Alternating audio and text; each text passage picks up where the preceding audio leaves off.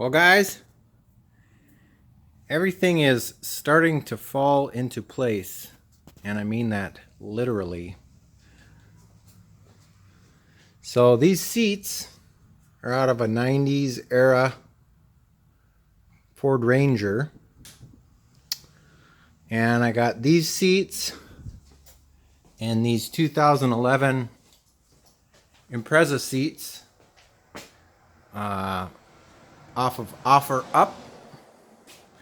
I was tired of dealing with Craigslist and flakes and all that stuff, so I went on OfferUp and looked to see if there was any seating available.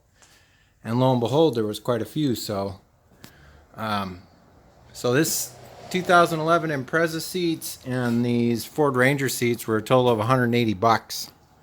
I had to do a little bit of driving, maybe 50 miles total, but it was worth it. And I still made out really good. So you're starting to see my vision come together here. Now this is not the final mounting of these plastic pallets. And by the way, these are extremely light. I think they weigh like 20 pounds each when they're full. So now that they're cut down, it's much less.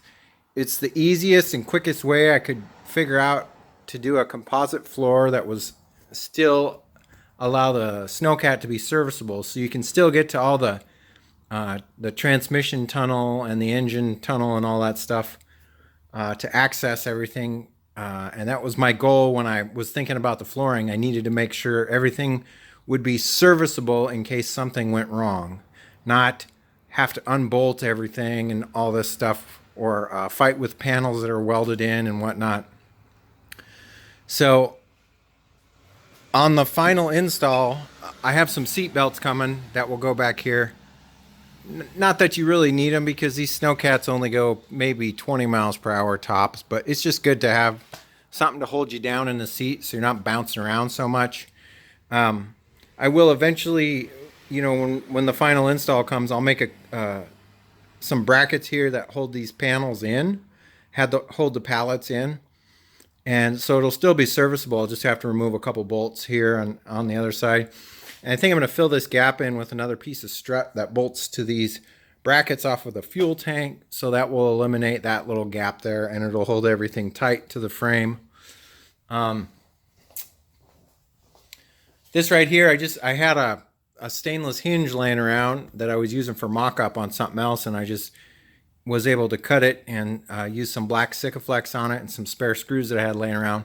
Now, keep in mind also that this will be covered up with some sort of a mat, maybe like a 1/4-inch rubber diamond plate exercise mat or something like that. So this is not the final install. I know you guys will probably comment on that. Well, it doesn't look like it's finished yet. Well, you're right. It's not. This is just kind of the mock-up phase. Those seats have little rubber bumpers on them, so when you sit on them, they actually go level, and it acts as a suspension, which I didn't realize until I started bolting everything together. That's why they kind of sit at that funky angle, but they do fold up. So if we ever need to carry stuff around, they're kind of out of the way. And for getting in and out of the cat on these rear doors, that'll kind of be neat too, to have them sitting like that. But that was kind of my goal, is to have some seats that weren't in the back, that weren't terribly in the way, and will allow for a couple extra passengers. I'm sure people wouldn't mind sitting on the floor, but I mean, that's going to be a bouncy ride and probably really uncomfortable. So I didn't get to these today. That took quite a bit of time. I'll start working on these in the next episode. Also going to start working on getting the mock-up for the controls. So I got the sticks here, I got pedals, I got a transmission shifter, I've got a parking brake. I've got to get all that stuff figured out and stuffed into this spot right here up front. So one other thing I forgot to tell you guys in the last episode, something else that I was looking for that I finally got a hold of. Check it out.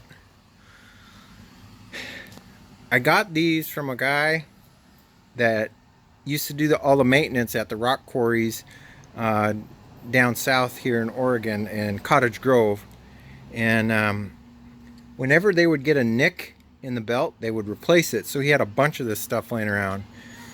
This is actually one complete roll that we cut in half just so I could handle it a little bit easier, but we cut the bad section out. And I'm actually going to make 12-inch wide one-piece belts for these grousers when we get to the point where we're rebuilding the tracks. So he gave me both of these rolls, and this extra one he wanted like 60 bucks, but I gave him 80. I felt bad. He was an older guy, and we had to muscle this stuff around to get it rolled up. And I got it home and pressure washed it off. It was real muddy. It was down in a field that he had, but this one probably won't be good for anything. As you can see, it's got cracks in it, but these ones, I'm basically going to cut the middle section out of it so it won't have any of the rough outside edges and whatnot. But that's a whole nother project. I mean, rebuilding these tracks is going to take me a month easily. There's so much stuff I have to fix on them. Some of these are so far gone that I got to weld some patches in there, and I'm going to have to spend some time fixing those before I put that together. And these will probably not be the permanent track system that I use. I just want to get something on the cat so I can get it up and running and you know, test and tune and break in the motor and whatnot. And then I will probably eventually upgrade to a different type of track system. But that's a whole nother project that's weighing down on my shoulders. So, but I think that's going to be it for today, guys. It is ridiculously humid here today for whatever reason, and I'm not sure. So I'm gonna head inside and edit this footage. I hope you guys are taking care of each other and staying safe. And as always, you know, if you like this video, give me a thumbs up, leave me a comment down in the comment section. It really helps the channel grow. And take care, guys. I'll catch you next time. See you later. Bye-bye.